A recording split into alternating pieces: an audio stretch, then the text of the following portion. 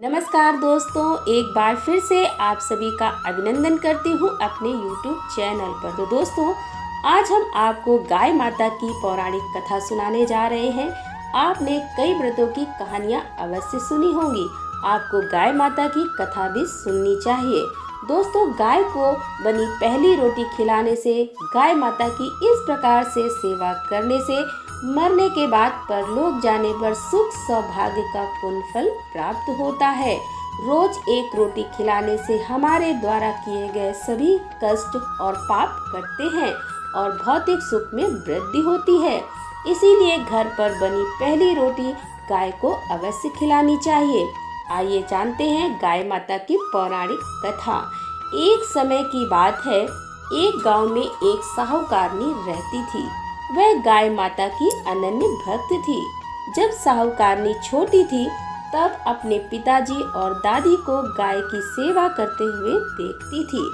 उसने अपने परिवार से यह शिक्षा प्राप्त की कि रसोई में बनी पहली रोटी गाय माता को खिलानी चाहिए। घर पर जब रोटी बनती तो उसकी दादी ग्यारसी ग्यारसी कहकर पुकारती। ग्यारसी उस साहूकारनी का नाम था। ग्यारसी को दादी रोटी देती और कहती, जाओ गाय माता को खिला दो। ग्यारसी एक हाथ में रोटी और एक हाथ में पानी भरा लोटा लेकर गाय के पास जाती। रोटी गाय को खिला देती और पानी से भरा लोटा नादी में डाल देती। इसी प्रकार की रोज की दिनचर्या करती। धीरे धीरे समय बीत गया और ग्यारसी बड़ी हो गई। ग्यारसी के माता पिता ने अच्छा घर परिवार देखकर ग्यारसी का विवाह संपन्न करा दिया।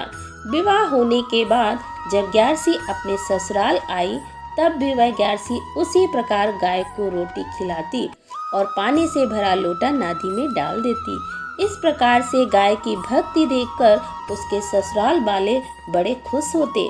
तत्पश्चात ग्यारसी के कहने पर एक गाय पाली। ग्यारसी रोज सुबह उठकर गाय के स्थान को साफ करती, उसे चारा डालती और गाय के गोबर उठाकर उसके उपले बनाती। सारे काम के बाद खाना बनाती और पहली बनी रोटी गाय को खिला देती। ग्यारसी गौ की भक्ति से ससुराल वाले बड़े ही खुश थे। ग्यारसी के कुछ समय के बाद गाय माता के आशीर्वाद से पुत्र की प्राप्ति हुई। ग्यारसी के घर में गाय सदा ही रहती और वो उनकी खूब सेवा करती। इसी प्रकार समय बीतने लगा। उसके बाद सास ससुर का स्वर्गवास हो गया और ग्यारसी का बेटा बड़ा हुआ तो उसका भी विवाह कर दिया गया। कुछ समय बाद ग्यारसी दादी बन गई। इस तरह से समय बीतता रहा और एक दिन अचानक उसके पति का स्वर्गवास हो गया। अब ग्यारसी भी बहुत वृद्ध हो गई थी। अब वह गाय की सेवा करने में असमर्थ थी। तब उसने अपनी बहू को एक दिन अपने पास बुलाया और कहा कि तुम अब घर के काम के अलावा गाय का भी ध्यान रखा करो। समय समय पर गाय को चारा देना, धूप से छांव में बांधना आदि काम कर लिया करो। तब बहू ने कहा कि ठीक है माँ, मैं सब कर लूँगी, आप परेशान मत हो। और यह कहकर बहू अपने काम में लग गई। लेकिन बहू जब भी रोटी बनाती तो सबसे पहले बच्चों को फिर अपने पति को खिला देती। उसके बाद बच्चों का टिफिन बनाकर दे देती और इस प्रकार वह प्रतिदिन गाय को रोटी देना भूल जाती। बहू गाय को चारा एवं पानी देने का काम भी समय पर नहीं करती। जब उसको याद आता तब देती। इसी चीज को देखकर ग्यारसी मन ही मन बहुत दुखी होती थी। ग्यारसी खुद काम नहीं कर सकती थी और ना ही बहू को कुछ कह पाती थी। वह मन ही मन में गाय माता से माफी मांगती। एक समय की बात है कि सावन का महीना था। बारिश होने लगी, खूब जोरदार बारिश होने लगी और लगातार 24 घंटे तक पानी बरसता रहा। गांव में पानी घुटनों तक भर गया। तब नगर और गांव के लोग अपनी जान बचाने के लिए किसी ऊंचे स्थान पर जाने लगे। तब उस नगर के राजा ने ढिंढोरा पिटवा दिया कि गांव और नगर के लोग अपने अपने पशुओं को लेकर, अपना सामान और परिवार लेकर ऊंची पहाड़ी पर पहुंचे।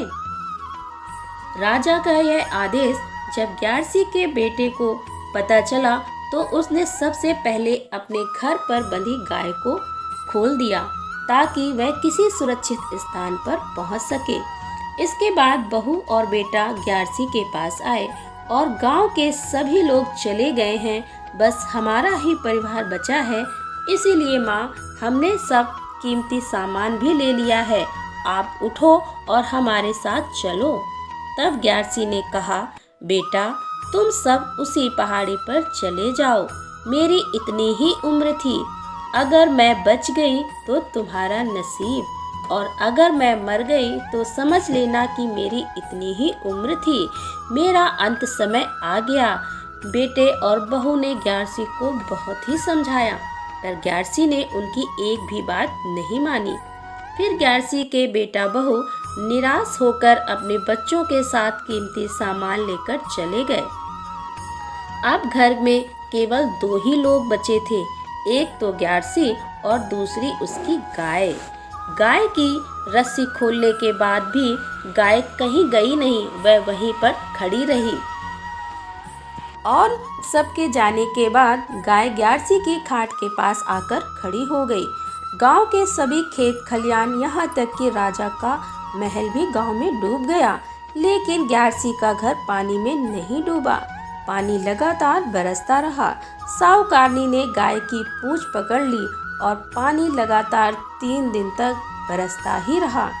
3 दिन बाद बरसात कम हो गई और पानी उतरने लगा। तब सभी लोग पहाड़ी से उतरकर अपने खेत खलियान, घर संभालने के लिए नीचे आ गए। तब सबने देखा कि उन सबके खेत खलियान सब पानी में डूब चुके हैं, लेकिन सिर्फ ग्यारसी का घर ऐसा था जो कि पानी में डूबा नहीं था। यह देखकर सब आश्चर्यचकित हुए और यह खबर गांव में आग की तरह फैल गई। यह खबर राजा के पास पहुंची। तब राजा और गांव के लोग ग्यारसी के घर चल पड़े। जब ग्यारसी के घर गए तो सभी बड़े आश्चर्य हुए कि ग्यारसी साहूकारनी अब भी गाय की पूंछ पकड़कर बैठी थी। तब राजा ने उससे पूछा कि 3 दिन लगातार बारिश होने पर भी तुम्हारा घर पानी में क्यों नहीं डूबा, इसका क्या कारण है? ये कैसे संभव हुआ? मैं यही जानने के लिए तेरे पास आया हूँ। तब ग्यारसी बोली कि राजा जी, मुझे और मेरे घर को गाय माता ने बचाया है।